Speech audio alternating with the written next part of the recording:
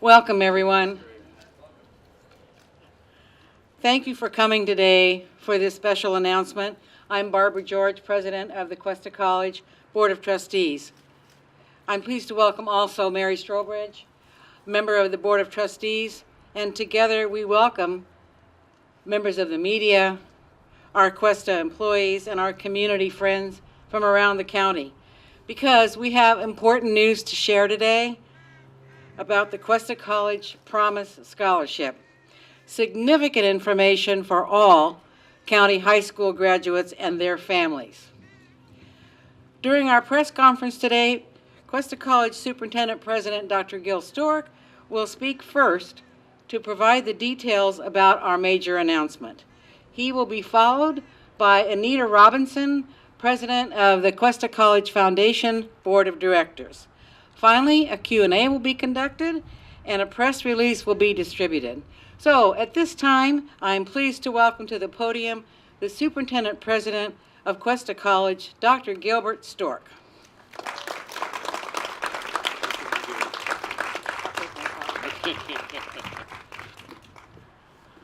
Thank you, Dr. George, and let me also extend my welcome to all of our media friends and our Cuesta College friends for being here today. Fee-free college many of us forgot what that was like back in the 70s and early 80s when community colleges were free. But today the cost of college education is skyrocketed, and we have more and more students graduating with significant debt. And this is all about removing that debt. About 8 years ago, right after I came out of retirement to assume the role as superintendent president, I had the good fortune of serving on an accreditation team to Ventura College.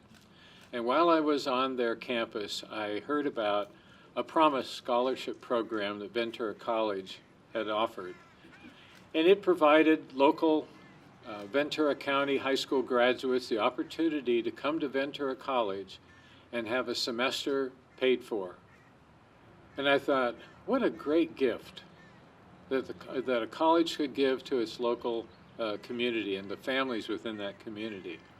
When I came back to our campus, a couple years later, I hired a new executive director for our foundation, Shannon Hill, and I talked to her about that program. And I said, I would love to have a Promise program at Cuesta College.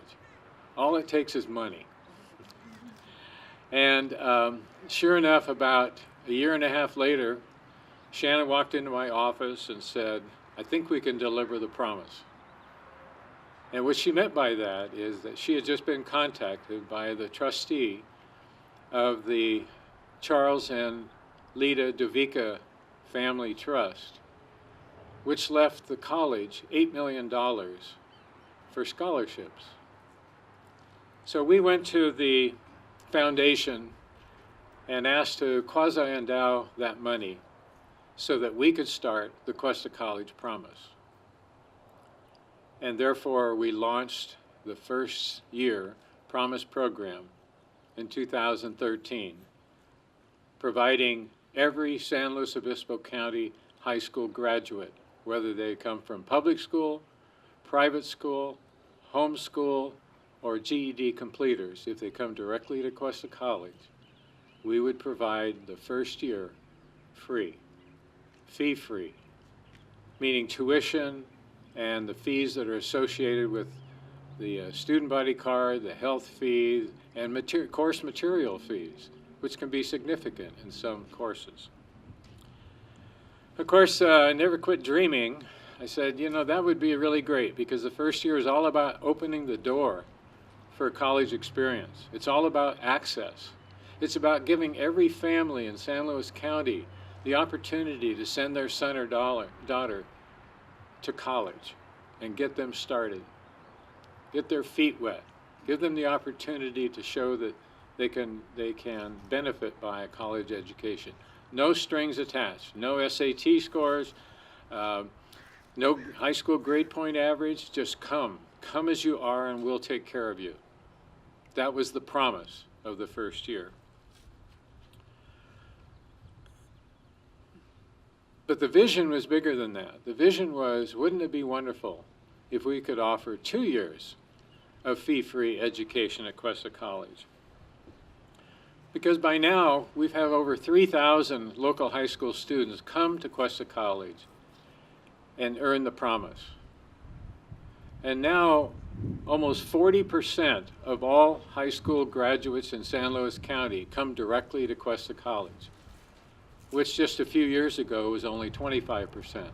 So we know that the Promise has had an impact on family decisions about where they are to start their college education.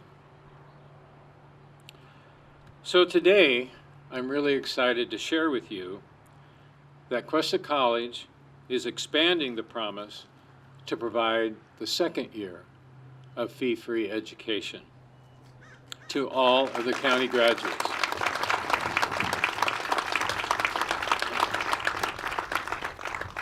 So high school graduates this spring, the class of 2018, will be the first class that's eligible for this incredible gift if they enroll as a Promise student for fall of 2018 at Cuesta College. We're very pleased to welcome the class of 2018 and every class beyond this class in perpetuity. And I'm really excited because I have a couple of grandsons that are in starting high school and middle school, and the Promise is waiting for them. And that's the assurity that families are able to think about when they're thinking about how we're going to put together the opportunity for our sons and daughters to attend college. So how do we do it? Well, we know the first year the funding was provided by that wonderful gift from the DeVica family. The second year Promise is now being packaged from a variety of sources. First, the California College Promise Grant. Now, this used to be called the Board of Governors Fee Waiver. So for those students who are eligible for the Promise Grant, and that's based on family income, they will continue to have their tuition waived or paid for by the California grant. So the state of California will continue to help support in the second year. The second of all, we launched about 2 years ago the Promise campaign for the second year. And our target at that point was about $10 million that we felt we would need to bolster up the first year and then provide funding for the second year.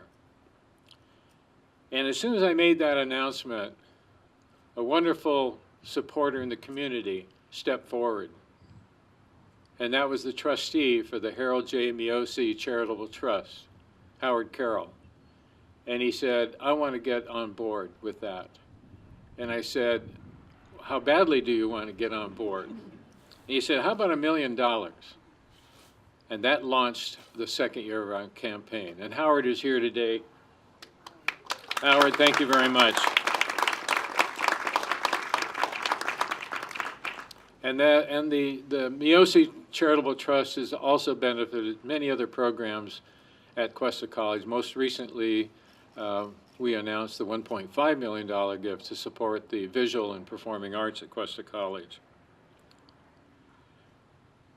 So in addition to the Miosi gift, we've also been able to raise a total of almost $3 million through other estates that have come to the college and also private donations and gifts, to the point where we feel very comfortable that we will be able to fund the two-year program without putting the college at risk or putting students at risk. Because unless we can guarantee it year after year, I was not ready to make that announcement. But I'm extremely confident that that's going to happen. And we couldn't do it without the support and the hard work of 40 volunteers who serve on the board of directors of our college foundation. They're the backbone of the philanthropy for Cuesta College, and they keep coming back year after year, ready to work to support the college. And I'd like to introduce at this time the president of the board of the foundation, Miss Anita Robinson. Anita?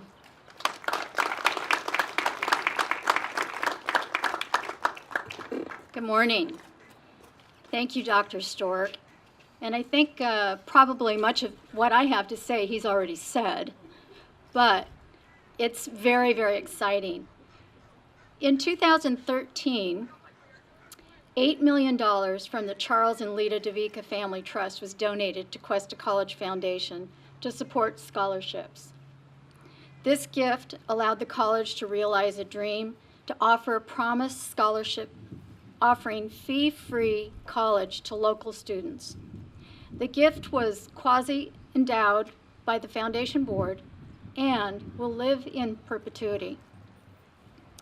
So fast forward to 2016, when Dr. Stork announced the college's intention to fund a second year with a price tag of almost $10 million.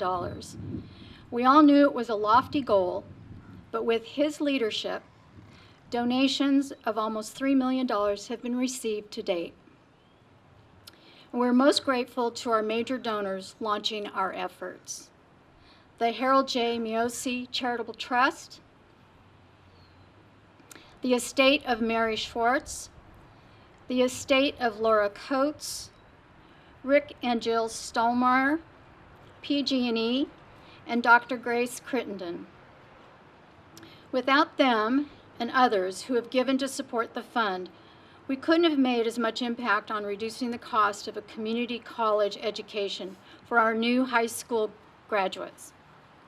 These gifts are a major part of our ability to make this announcement today. We will continue to look for additional support to ensure that as the popularity of the Promise grows in our community, so does the funding to support the program. Thank you.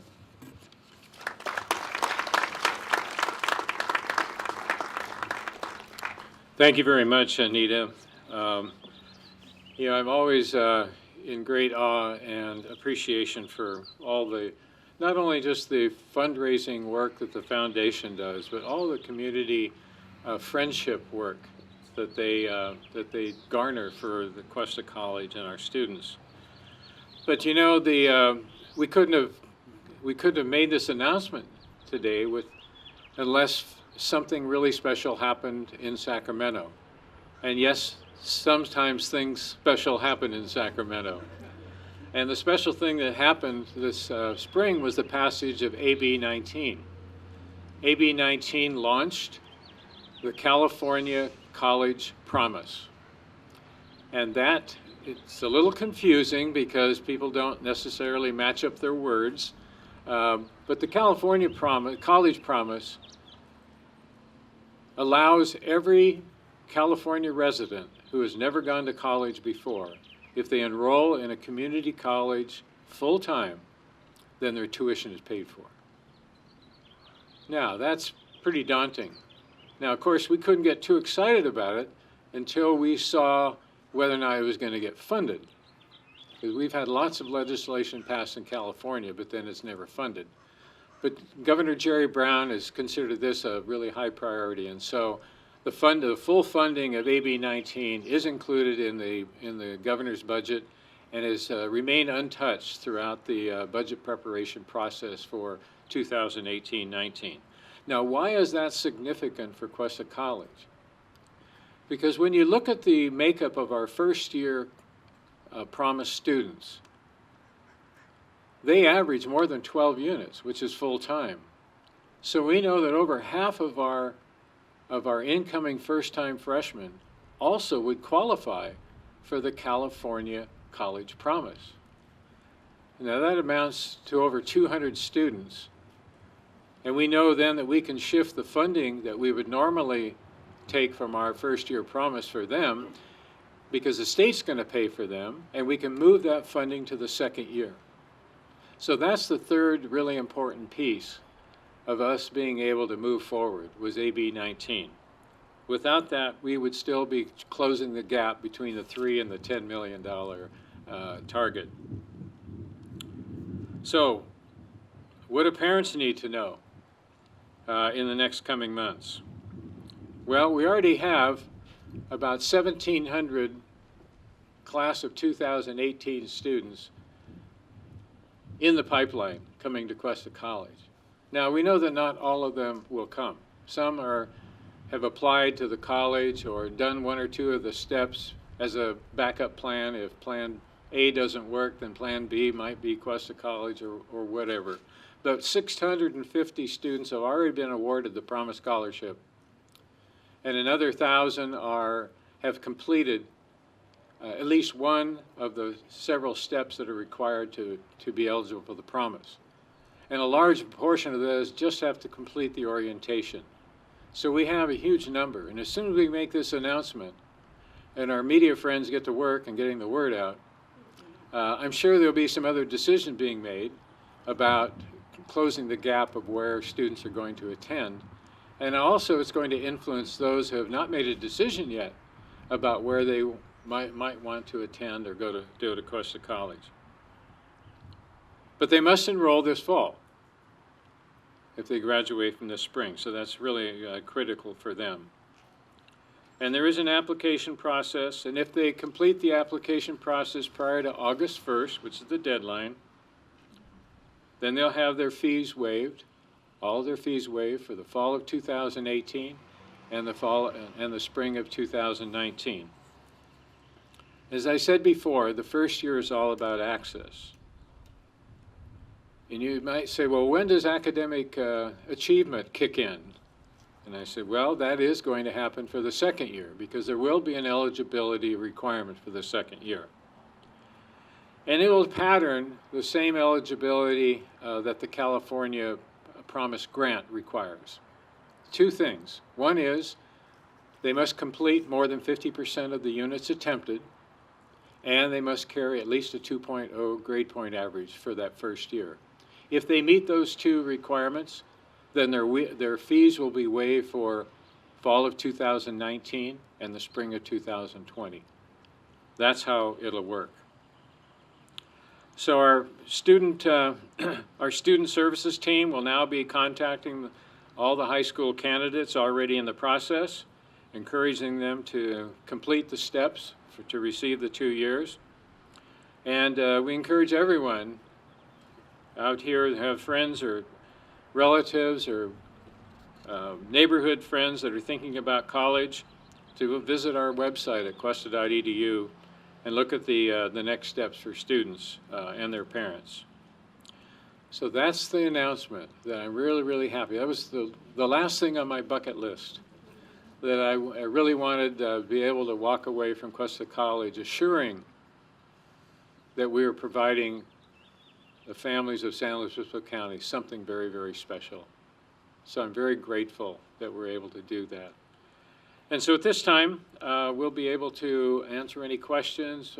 We have Howard Carroll here. We also have a student who's graduating, who just graduated, and the mom, and they're going to be recipients of one of the first recipients of the 2-year plan. So they're here if you want to talk to them or any of our foundation members. So we're at your mercy. Are there any questions?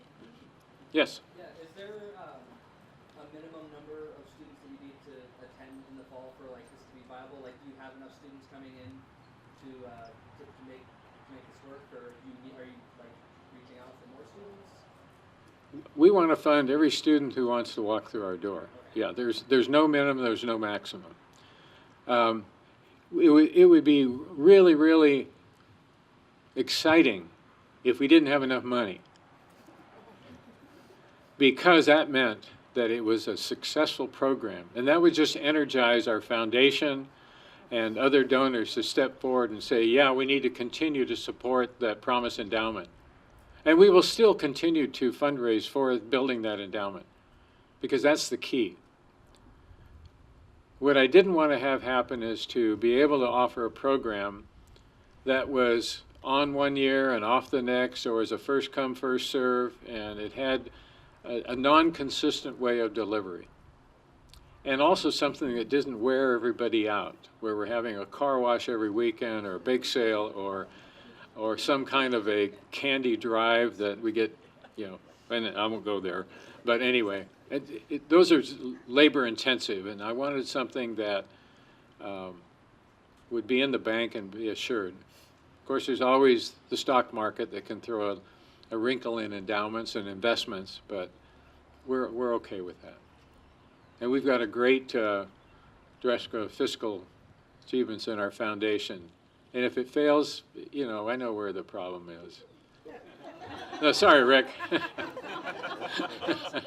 Yes, sir. So how does this jive with the normal financial aid? Does it count against them, or is it? Oh no, it's actually we call the Promise program the last dollar, because if students are eligible for other kinds of financial aid, that kicks in first, and then the Promise comes in and fills up the bucket of what isn't covered. So, for instance, if I'm a student and I qualify for the California Promise grant, then I know that my tuition is going to be covered. But there's another $300-400 of fees that aren't going to be covered. So then the Promise comes in and picks the rest of it. So when you step back and you look at all those students, they all look the same because everything is the same that's funded, but it may come from 2 or 3 different sources. Yes, sir. Will this affect textbooks at all? Yeah, you know, that's one of the sticky costs, because they're expensive, and it varies from student to student. So on our parking lot of ideas about how do we fund it, you know, textbooks was one of those. And so one of the options we considered was maybe providing a textbook grant, you know, some kind of a stipend that would go towards textbooks. But then we saw that might limit the number of students we can serve with the tuition and fee part. So that's still out there. That could be another really wonderful campaign. But also we're relying on the direction that textbook movement is going in the state and the country, and that's online resources, you know, to drive down the cost of textbooks. And so that's still, you know, that transportation and, you know, childcare, all of those other costs that many of our students have to endure. But this way we can provide something that's tangible and predictable, and we can target. Any other questions? Where? Oh. First of all, this is wonderful news, but I would like to know what is Cuesta or marketing going to do to disseminate this information in Spanish for those that don't speak English. And this is definitely, I'm pretty sure it's going to include undocumented students as well. So I would like to know if there's some sort of an effort of how we're going to disseminate this to all the other populations so that they also send their kids and take advantage of this wonderful opportunity. Yeah, it's a very good question. And of course, you know, getting the message out is really important. And we know that the media sources hit certain populations of that. So we're developing messaging, and then Dr. Sanchez will be coordinating all of the messaging to all of our populations that we serve, and be working directly with you. Thank you. Other questions? Okay. Well, thank you very much for coming. We have people here available if you want to do any specific interviews, and Lauren will help you orchestrate those. So thanks again for coming, and thanks again for our family to be here. So.